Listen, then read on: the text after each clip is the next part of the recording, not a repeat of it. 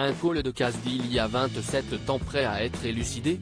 De nouvelles informations sur la mort de Christophe Douard, 28 ans, retrouvé décapité à Busset dans l'Allier le 25 décembre 1995, ont fait surface, entraînant la mise en examen pour meurtre de sa veuve ce 30 juin 2022.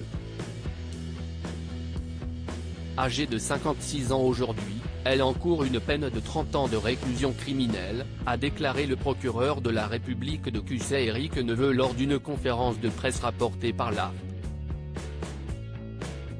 La présumée coupable n'a pas reconnu les faits. En garde à vue, la femme de Christophe Douard a ni affirmé ni confirmé les faits, a expliqué le magistrat, relevant son manque d'explications crédibles voire son déni, notamment sur la situation de son couple. En effet, elle nie les relations conflictuelles avec son mari qui pourtant ressortent des témoignages et ont été mises en évidence, a-t-il précisé. Il a aussi pointé sa froideur et son manque d'émotion à l'annonce de sa mise en examen et de son placement en détention. Si son rôle dans ce meurtre se précise, elle pourrait ne pas avoir été seule à agir et d'autres interpellations pourraient avoir lieu. Les circonstances précises de ce passage à l'acte nécessitent la poursuite des investigations, a indiqué le procureur. En cette nuit de Noël 1995, des chasseurs ont découvert le corps sans tête de Christophe Douard, employé des abattoirs de Vichy. Identifié grâce à ses habits et ses papiers, il avait disparu le 16 décembre précédent, après une altercation avec son épouse.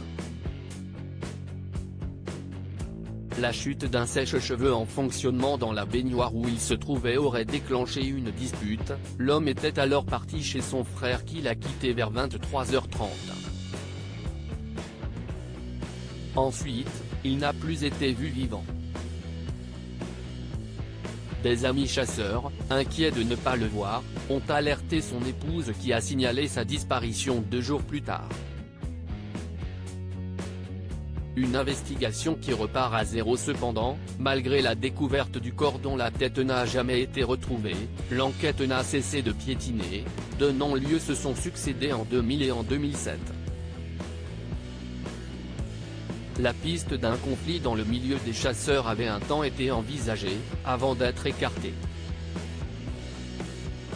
Si est en 2020 que le parquet de Cusset relance l'enquête, déterre le corps et ouvre une information judiciaire pour homicide volontaire en novembre 2021. Portée par un regard neuf, l'investigation bénéficie de moyens scientifiques plus avancés qu'en 1995 et de nouvelles auditions. Toutes les hypothèses de travail ont été envisagées, comme si le crime venait de se produire, l'épouse, la famille, le milieu des chasseurs, l'affaire crapuleuse, les liaisons amoureuses de la victime, a détaillé le procureur Éric Neveu.